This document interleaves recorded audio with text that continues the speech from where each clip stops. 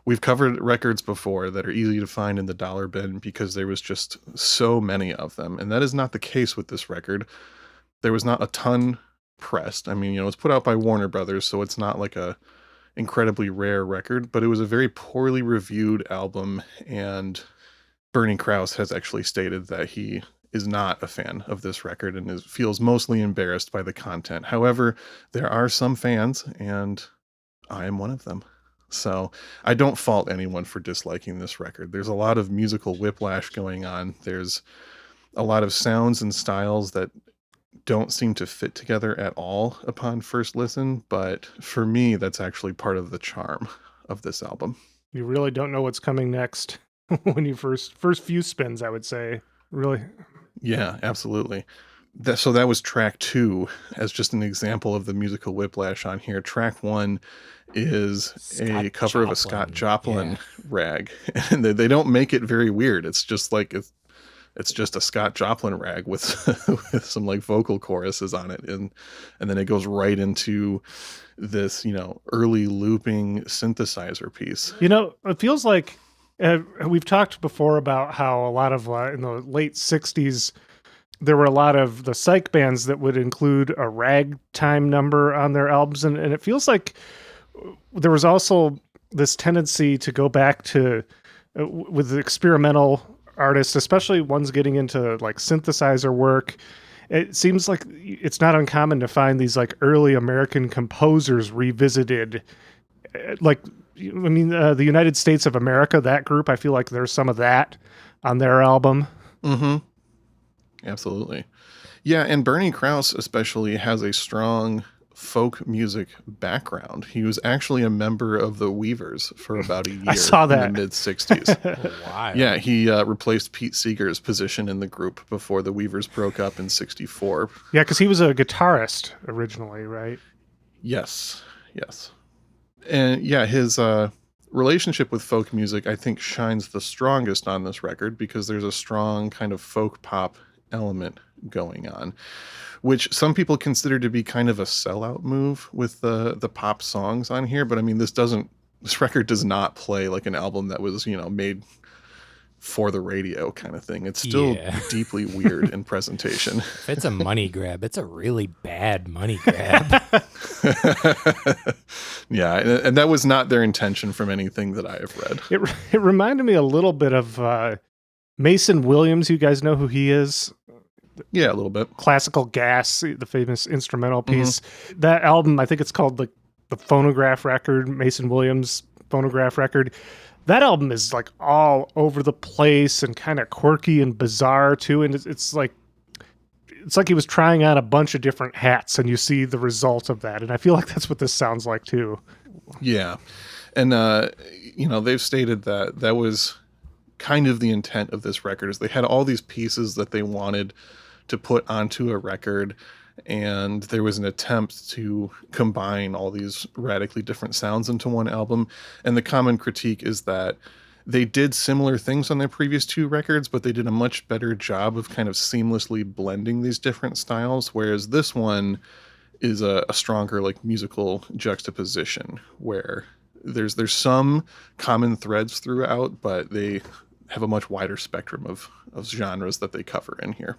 I also want to mention real quick that the vocal loops from that song are from an elder of the Nez Perce tribe from Idaho named Elizabeth Wilson.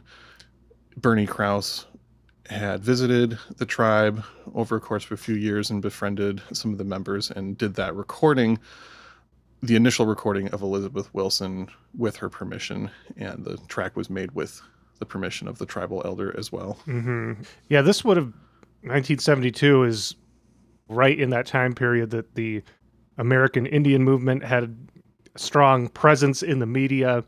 So I'm guessing he had his reasons for wanting to draw attention to indigenous peoples. Yes, and some of the reasons behind that will also become more clear as we dive into some of this bio. So there's a lot of information I would like to cover. So I'm going to do just a little bit of their early bio real quick before we jump into another song, if that's all right with you boys. They're a salesman, right? Salesman. No, not at all. I think they were. Well, I mean, yes. Okay. They were salesmen for a little bit. At the beginning, they're not like salesmen who made music as, like Irv Tybel from the Environment series kind of thing. Oh no, they were more like door to door, In a way. knocking on doors, trying to sell Moogs. Let's get into it. So, Beaver and Krause. That is Paul Beaver, who was born August 14th, 1925, and Bernie Krause, who was born December 8th, 1938. Wow. So Yeah, I didn't realize. not the same age. Yeah, kind of a significant age difference in the duo. So Paul Beaver was a session organist and sound effects artist in the 50s and early 60s. Notably, he worked on sound effects for the movies Creature from the Black Lagoon and War of the Worlds. Oh, wow. He also recorded a duo record with the incredible drummer Hal Blaine in 1965, an album called Psychedelic Percussion. That's a really cool dollar bin record if you can find it anymore. That's just, amazing drumming mixed with some cool psychedelic synthesizer sounds from 65. Bernie Krause was working as a studio guitarist, as we mentioned, in the 60s around the New York and Boston areas. And he was in the Weavers from 1963 to 64.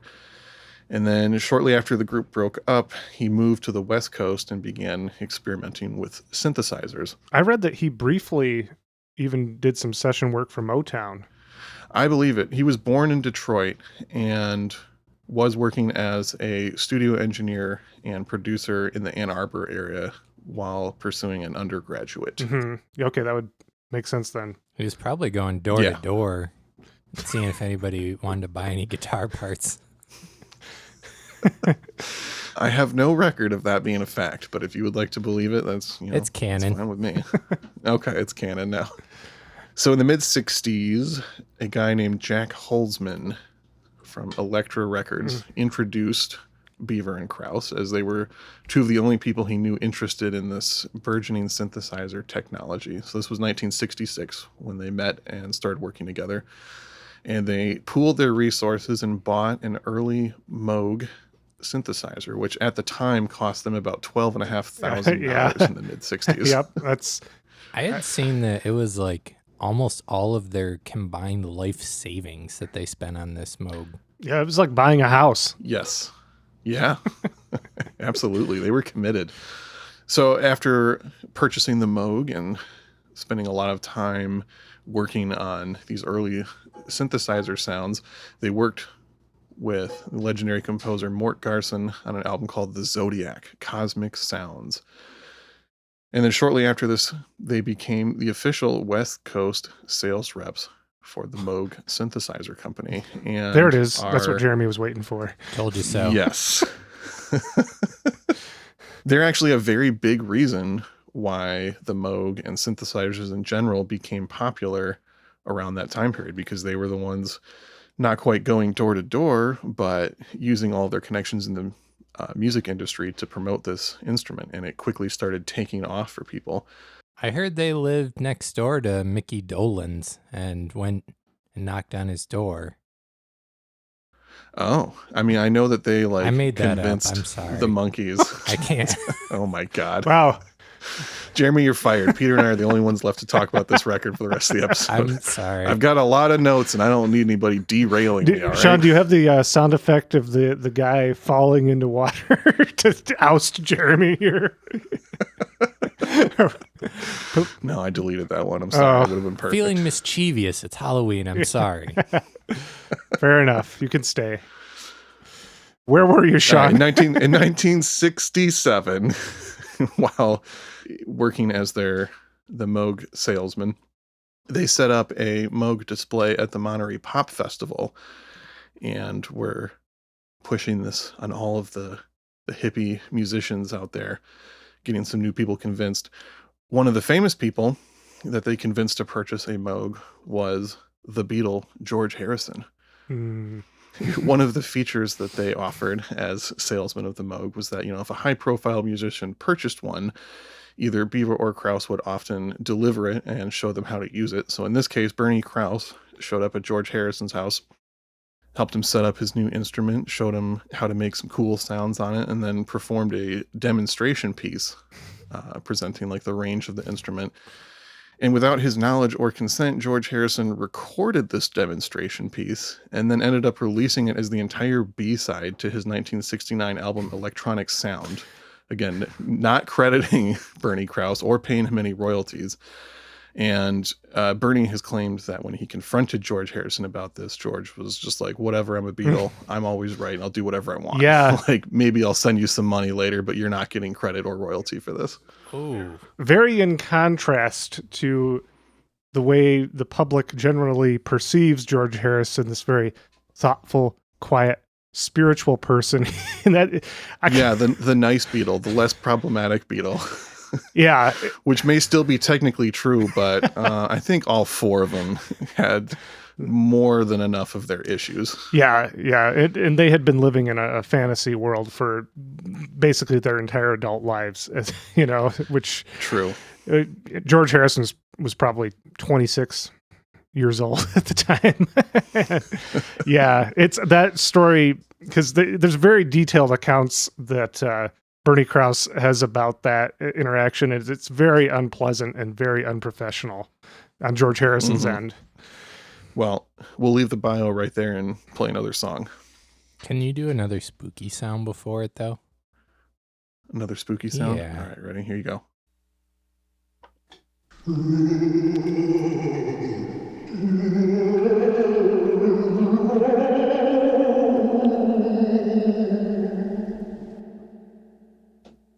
We're going to play Side A, Track 1, Looking Back Now. This was written by Bernie Krause and Adrian Anderson, who was a songwriter that notably worked with Barry Manilow, Dionne Warwick, and Melissa Manchester.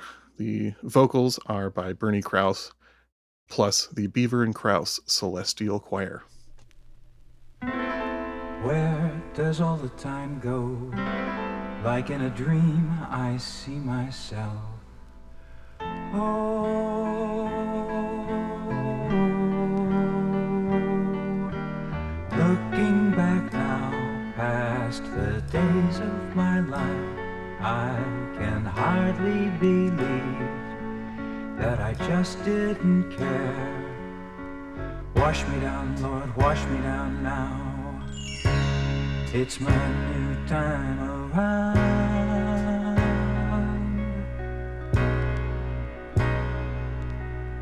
Wash me down, Lord, wash me down now. Give me one more time around.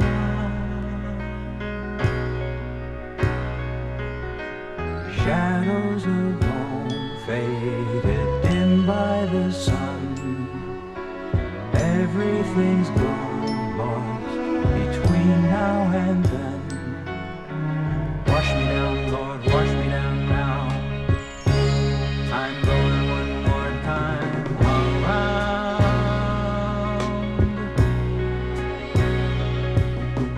Wash me down, Lord, wash me down now. It's my new time around.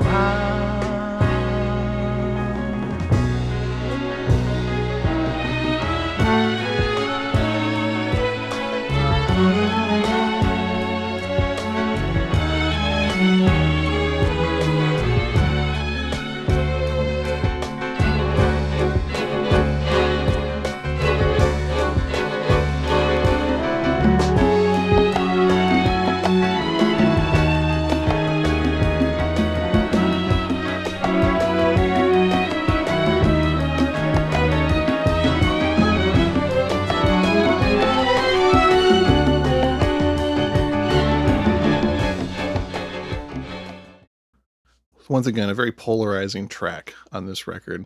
A lot of people have said that they really don't like Bernie Krause's vocals, but for me, I love it. And that's one of my favorite tracks on the record. I also love all of the string arrangements that kind of take over midway through the song. Mm-hmm. This whole album is arranged by a guy named Jimmy Haskell. Yeah. Either one of you remember what other record we talked about that he arranged? It wasn't Hamilton, Joe Frank, and Reynolds, was it? It was. Okay, yeah. Good deal. He also worked on a couple Kenny Rankin albums, as well as Glenn Campbell and many other pop, soul, and country artists from the time period. I kind of liked in the first part of that song, I like that it could pass as a 1980s Lou Reed song. But You know, I had not thought of that until you mentioned it while we were listening to the track, and you're completely right. Yeah. yeah, It's funny because I was sitting there thinking, the vocal might not be great, but there's something that it reminds me of that I like. And then Jeremy said that, and bingo, that was totally it. And Sean, I don't want to take credit for it, but Sean did say he's just waiting for that Bernie Krause Metallica collaboration. And Jeremy said it'll be called Boo Boo. Yeah. It's the thing I didn't know I needed, but now that's all I want. Could still happen. Yeah, he's still out there. He's 82. He's still ripping it, It could happen. Is it likely or necessary? No. I didn't like the string part that comes after the main song part. It just feels kind of pretentious to me. Like, ooh, we're going to change the tempo here. And oh, here's a key change. And I don't know. Didn't do it for me. I like them. I guess I can see that I don't know that it really had a whole lot to do with what was happening earlier in the song. Like, does it just feel like kind of married together without much reason for you? Yeah. Yeah. I can see that argument, but just as a standalone thing, I was enjoying how those strings sounded while we were listening just now. I like listening to the album as a complete piece, and there's songs that you start to get lost in, and then as soon as you get lost, it suddenly is completely different, and I love that about it.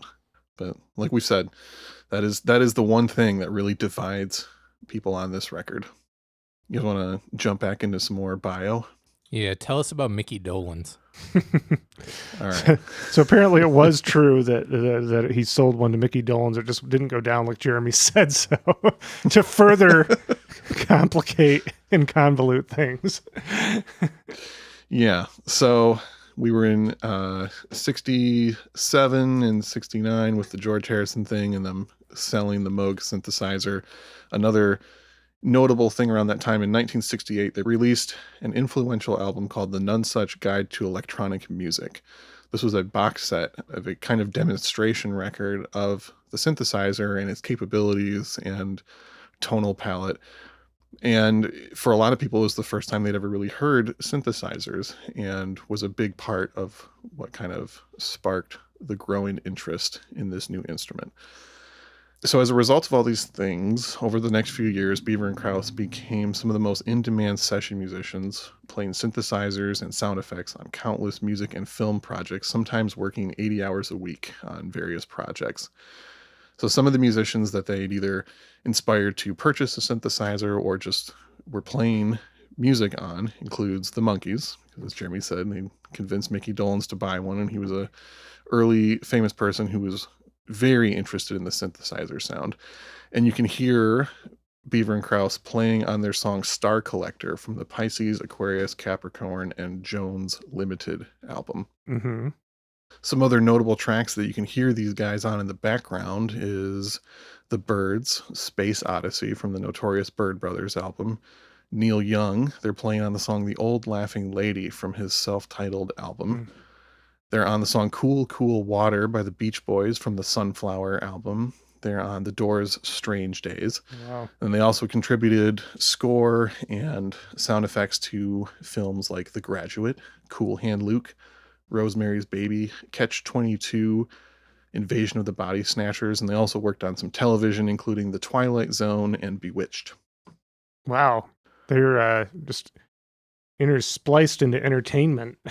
And yeah. These two guys are, in that group of incredibly influential musicians that most people have never heard of, but you have definitely heard their work in many different areas.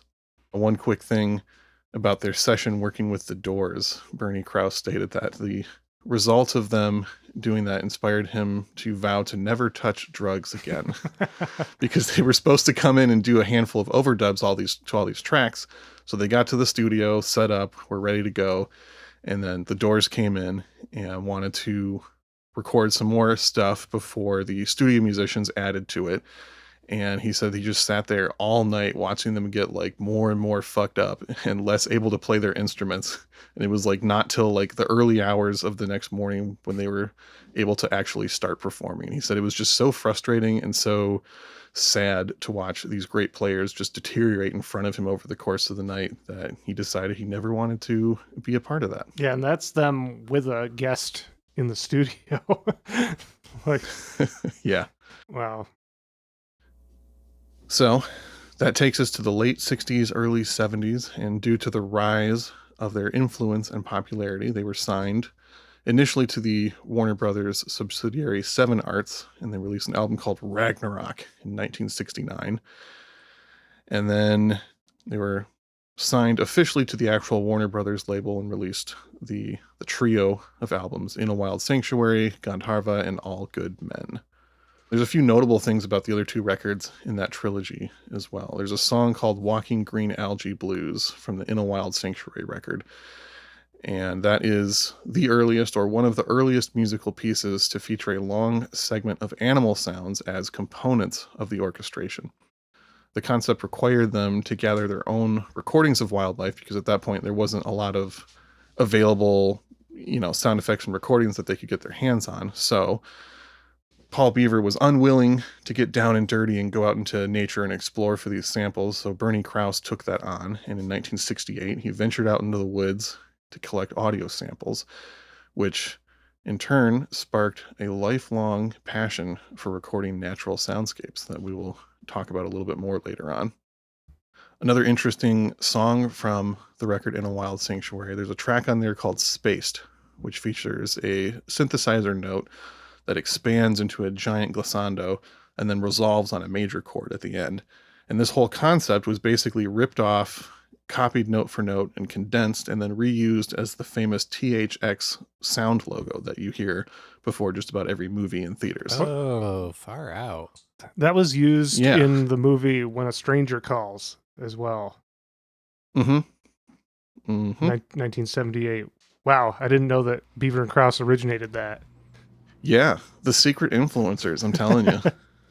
We're now getting into the early to mid 70s. After this record, All Good Men, came out in 72, they were working on a few new projects when, unfortunately, Paul Beaver collapsed on stage at a performance in LA in January of 1975 and then died the following day of a cerebral aneurysm. Mm. Yeah. Yeah, I didn't realize that he had died so long ago until I was looking into this. Yeah, I was not aware of that either. I was like, oh, I want to know what these guys are up to now. And I'm reading all that stuff about all the things Bernie Krause is doing. And it's like, what happened to Paul Beaver? Oh no. Yeah. Died a very long time ago. Yeah, not too long after this album. A few years. Exactly. So they were in the middle of working on 2 different projects at that point that Bernie Krause eventually finished on his own in memory of Paul. And those are the albums Citadels of Mystery that Bernie Krause released on Tacoma Records in 1979. And then they had both been working on an updated version of the None Such Guide to Electronic Music called the New None Such Guide to Electronic Music. And that was finally released in 1981. Coma, is that John Fahey's label? Yeah. That is John Fahey's label, which is another thing I wanted to mention. If you dive into some of this fringe folk music, especially American Primitive, you'll find that there's actually a pretty strong connection between ambient, experimental, and soundscapes along with folk music. So there's an interesting precedent for this kind of stuff. Can we back up the train a little bit?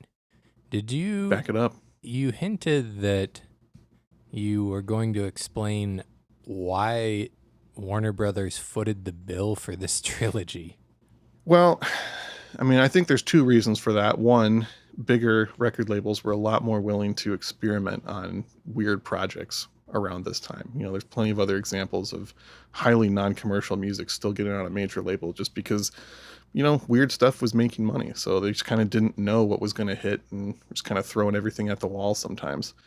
And then also, even though they were not superstar musicians, they were the kind of guys that everyone in the music industry knew about them. Especially, at this time in the late 60s, if you wanted synthesizer sounds on your record, you called Beaver and Krause to do it almost exclusively. So they were famous within certain niche circles. It was either them or Tonto's Expanding Headband that you Yes. called. Exactly. Does that answer your question? Yes, you are free to return to your timeline. Only if you give me another spooky sound right now, though.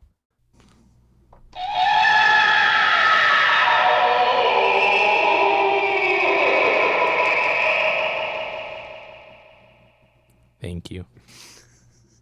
So in the late 70s, after completing the projects that Paul Beaver and Bernie Krause were working on, Bernie retired from the music business. One of his last jobs was working on the score and sound effects to the film Apocalypse Now, which he said was a very difficult and trying process, and claims to have been fired and rehired at least a half dozen times during the making of that film. So around the age of 40, he quits the music business and decides to completely rethink his career path. He enrolled in a graduate studies program and earned a doctorate in creative arts with an internship in marine bioacoustics. There's a quote from him that says, "You might think I left the world of music behind for that of natural sound. Instead, that is where I truly found it." So, we want to talk a lot about Beaver and Krause, the duo, and the time period around when this record was made. But the thing about Bernie Krause is that it was kind of just the beginning of music for him, as he stated. There's a whole fascinating history from him at this point onward where he kind of gradually becomes one of the preeminent voices in the field of soundscape ecology. Either of you want to take a stab at what that might mean? I'm guessing it means recording the sounds of nature, studying patterns, and making determinations about changes in the environment over time as evidenced by those recordings. That's what I was going to say. Well, you both nailed it. Gold stars for both of you. Thank you. Beautiful. So, just a little bit of information about this whole time period in his life. He coined the terms geophony, biophony, and anthrophony. Oh, those are all his terms? Those are his terms. I mean, breaking down things that were already talked about, but kind of adding more definition and inventing those words and their corresponding definition. But geophony is the sounds that are made by the earth and the environment, so wind, etc. The biophony is basically all animal sounds, and the anthrophony is sounds made by humans or human-made technology. Mm-hmm. So a lot of his soundscape work, he's traveling to these remote locations, preferably ones that are completely devoid of any human sound, and especially areas that have remained untouched by human expansion for thousands of years. Devoid of anthropony. Yes, that's his goal, is to find those places and make accurate recordings of the soundscape. So there's a lot of information about this. Good places to start. There is a TED Talk with Bernie Krause where he kind of goes over this part of his life and his work out there creating these soundscapes and working in soundscape ecology. There's also a book that I have read most of at this point. I was trying to finish the whole thing this weekend before recording this episode, but a book came out in 2012. It's called The Great Animal Orchestra: Finding the Origins of Music in the World's Wild Places, which I highly recommend. During this time period of his life, in the book, etc., he's talking a lot about how sound relates to wildlife conservation, and he has some very interesting theories on how wildlife communicates and how it is much more organized than was initially perceived, especially when he was getting started in this in the late 60s. He also has some really interesting theories about how natural sound is the original inspiration for all human music. I could see that. That makes sense. Yeah. Yeah, everything he talks about is just like, oh yeah, that totally makes sense. And I guess I've kind of thought about that, just not in the way that he's describing it. And he goes real far with that. There's a lot of really interesting ways to look at the world around us. He's also done some studies where he's taken audio recordings in forests before there was selective logging procedures. The idea being that if you just cut out a few trees here and there, it completely doesn't interrupt the wildlife. And he's proven that even though some of these areas visually don't look a whole lot different when you compare the audio recordings before and after, it's amazing how much wild sound is completely missing after the areas have been disturbed. Yeah, I got the impression that his argument is that sound can sometimes, we don't necessarily think of sound as something we trust as much as visual aspects, and he's trying, making the argument that sound can prove a lot of things that we can't see. Sure. And especially with natural sound and, animal noises, there was not a lot of thought put into that, especially when he was getting started.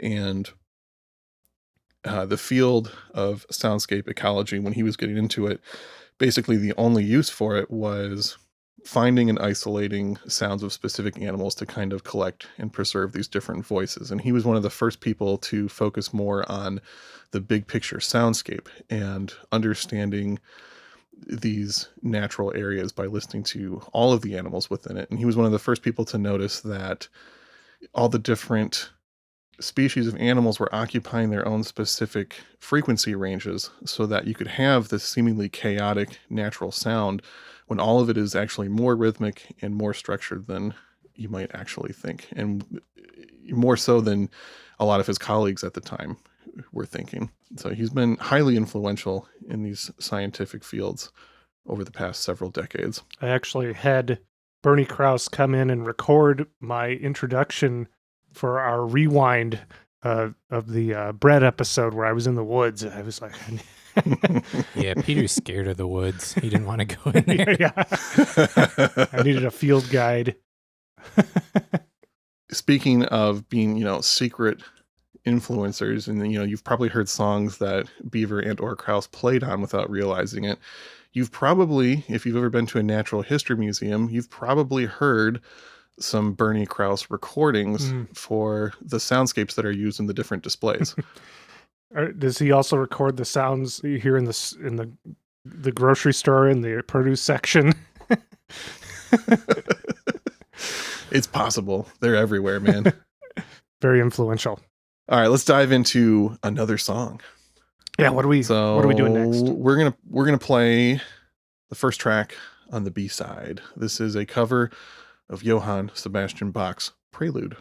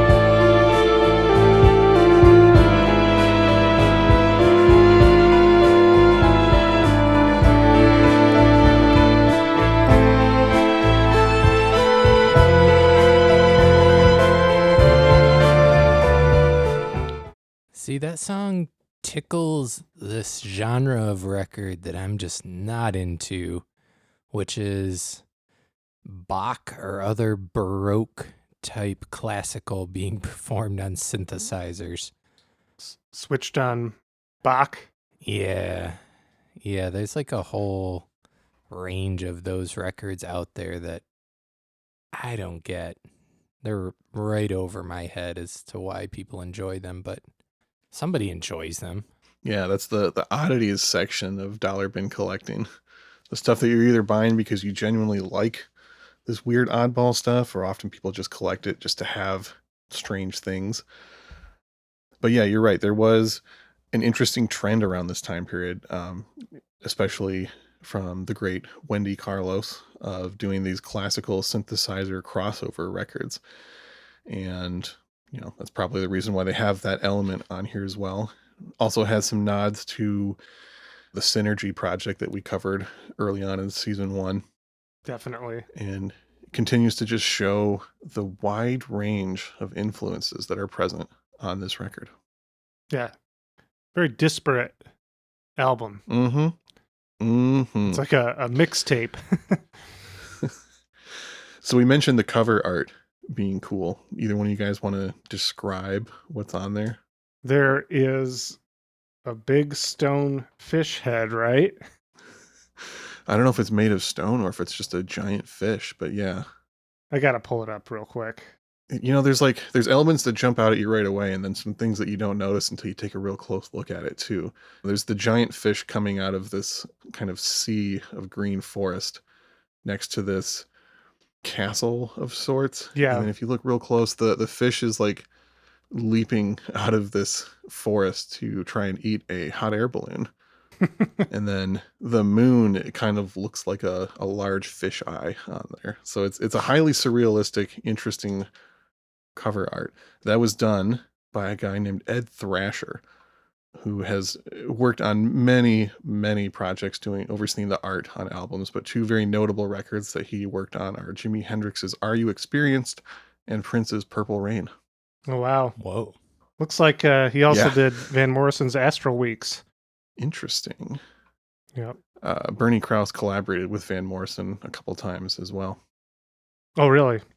Yep. He has worked with everyone, hasn't he? It's true. All over the place. Real quick, I want to mention some of the session players that are present on this record. It's a lot of jazz and rock based session players from the West Coast. Some of these guys are Wrecking Crew members. You got Howard Roberts on guitar, Al Casey also on guitar. You got Victor Feldman on percussion, Ray Pullman on bass, Frank Capp on drums, and Mike Lang on piano. As I mentioned, there's also Adrian Anderson, co-wrote a couple of the songs on here and does some lead and backing vocals, which is interesting because she was primarily a songwriter. There's only like 4 records where you can hear her singing on it, and we're going to hear some of her vocals in a little bit on the final track. Mm-hmm. Yeah. But I like her vocals. I do too. I like the folk pop songs on here. And I also wanted to mention that especially the songs where Bernie Krause is singing, for some reason, remind me a lot of the soundtrack to the more recent Halloween-themed cartoon Over the Garden Wall, which is a favorite here at the Hartman House, and we rewatch it every year. But that one has a lot of surrealist vibes and these kind of like Tin Pan Alley style songs at times, and this kind of like weird surrealist folk pop influence. And I feel like this album matches that vibe in a interesting and unexpected way. Very cool. Very, very cool. So you guys want to hear about this playlist that I made to accompany the episode? There better not be any 10cc on it. There actually is no 10cc because I tried to focus mostly on songs that were mentioned on the podcast and stuff that they were associated with. Are the monkeys So there's on a track it then? from, yes. Oh, thank God. Okay, go ahead. Yeah. Mickey Dolenz is on the playlist right after having his door beat down by Bernie and Krause and forced at gunpoint to buy a Moog synthesizer.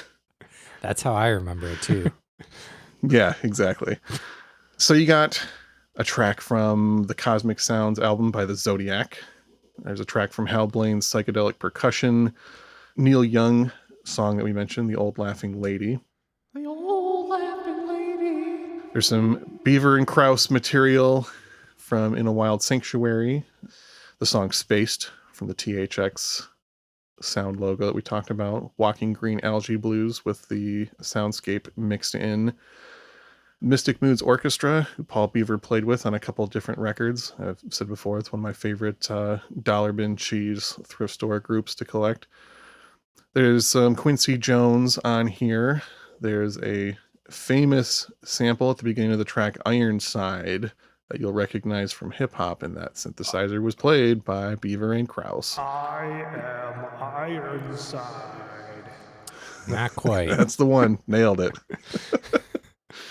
Beach Boys track that we mentioned is on here. I also put a track from the Jackie Lomax album, Is This What You Want? Beaver and Krause both played on all over that record. The Doors are on here, and the Monkees, Star Collector from Pisces, Aquarius, Capricorn, and Jones Limited. You can find this playlist as well as all of our other playlists on Spotify. Just search I'd Buy That Podcast, all one word. Wonderful. Thank you, Sean. And don't forget, listeners, you can always check out our Patreon, patreon.com/I'd Buy That Podcast. You can help us out and receive bonus content in return. Patreon.com/I'd Buy That Podcast.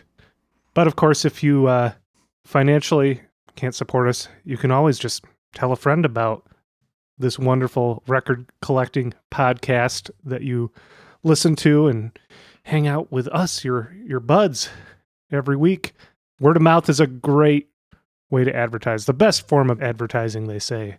So whenever you're standing around the water cooler at work talking about podcasts, drop us in there. Do you think that's how Beaver and Krause sold so many? You think it was word of mouth? I think that was actually a large part of it. Wow. Wow. We could learn a thing or two from them. It's true. And hit us up. Tell us what you think about this record. I'm curious. Are you on Team Sean or Team Jeremy with this one? Ooh, pitting us against each other. I like that. That's right. Bitter rivals. And I'm just going to referee. I don't have a horse in this race. Yeah. It's a battle of the brothers. Well, that's all my notes. That's about all I've got to say Do you have any more? for this record. Do you have any more spooky sound effects? Well, I guess it's time for us to exit the haunted house and venture back out into the world. This was a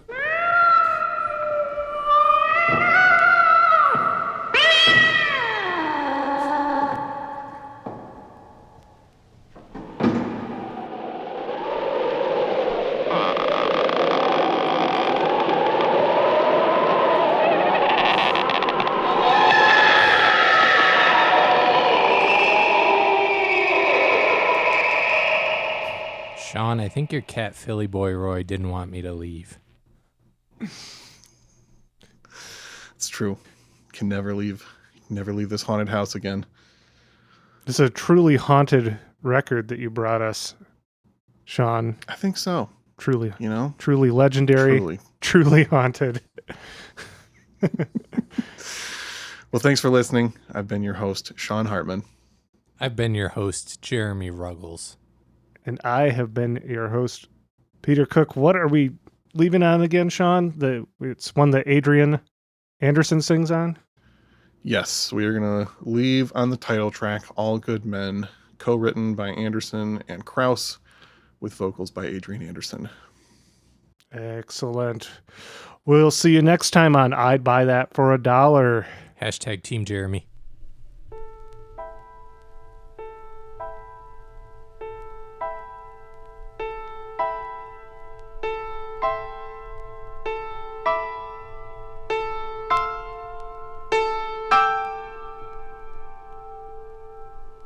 All good men have gone to trial to wash their hands and start all over.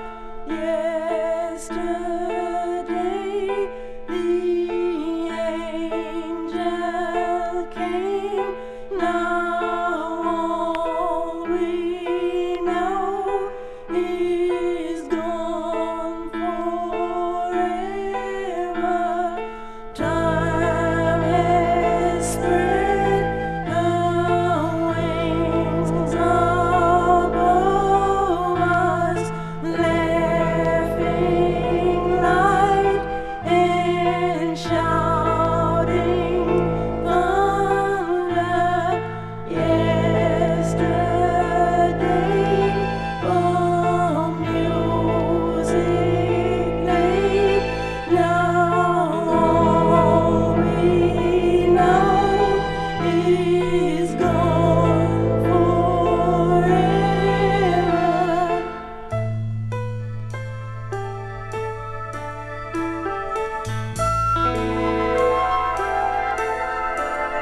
what I say.